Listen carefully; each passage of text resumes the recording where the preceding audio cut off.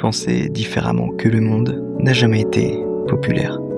Et ça ne l'a jamais été aux yeux de Dieu non plus. Depuis le commencement, Dieu n'a jamais cherché une majorité.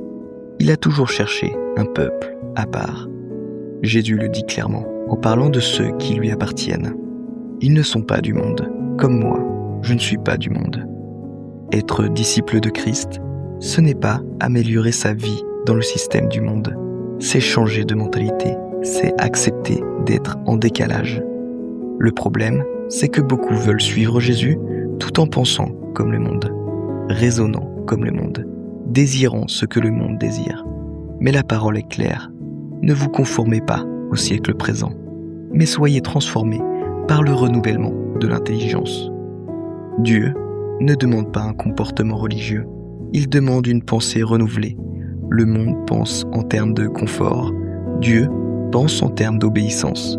Le monde pense en termes de succès visible, Dieu regarde la fidélité cachée. Et cette opposition n'est pas nouvelle. Avant le déluge, la Bible décrit une humanité complètement alignée avec sa propre logique. L'Éternel vit que la méchanceté des hommes était grande sur la terre et que toutes les pensées de leur cœur se portaient chaque jour uniquement vers le mal. Tout le monde pensait pareil, tout le monde vivait pareil, tout le monde avançait dans la même direction. Sauf un homme, Noé, trouva grâce aux yeux de l'Éternel. Pourquoi ? Parce qu'il pensait différemment. Il marchait avec Dieu, pendant que le monde suivait sa propre voie. Noé était un homme juste et intègre. Il marchait avec Dieu. Penser différemment que le monde, à l'époque de Noé, c'est passer pour un fou.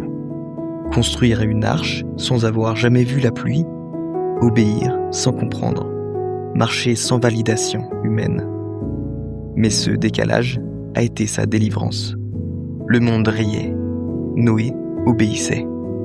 Et quand le jugement est venu, ceux qui pensaient comme tout le monde ont disparu avec le monde. Jésus fait un parallèle direct avec cette époque.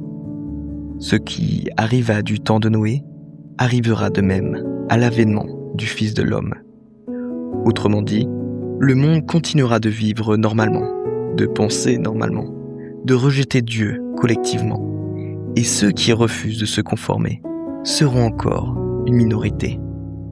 Penser différemment que le monde, ce n'est pas être supérieur, c'est être séparé.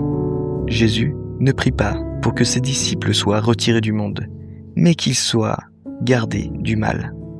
Je ne te prie pas de les ôter du monde, mais de les préserver du mal. Tu es dans le monde, mais tu n'es pas appelé à fonctionner selon ses règles. Le monde te dit, adapte-toi. Dieu te dit, transforme-toi. Le monde te dit, pense comme nous pour être accepté. Mais Dieu te dit, pense selon ma parole pour être vivant. Le danger aujourd'hui, ce n'est pas l'opposition frontale au christianisme, c'est la conformité silencieuse. Penser comme tout le monde, tout en parlant le langage chrétien. Mais la parole avertit. L'amitié du monde est inimitié contre Dieu. Tu ne peux pas penser comme tout le monde et prétendre marcher avec Dieu. Parce que ce que tu penses finit toujours par diriger ce que tu fais. Changer de pensée, c'est accepter de perdre certaines sécurités, certaines validations, certains repères humains. Mais c'est aussi entrer dans une autre réalité, celle du royaume de Dieu. Chercher premièrement le royaume de Dieu et la justice de Dieu. Noé n'a pas cherché à comprendre le monde, il a cherché à obéir à Dieu.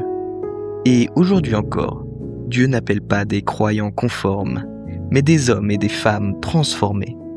Penser différemment que le monde, ce n'est pas une option spirituelle, c'est une condition pour marcher avec Dieu. Amen.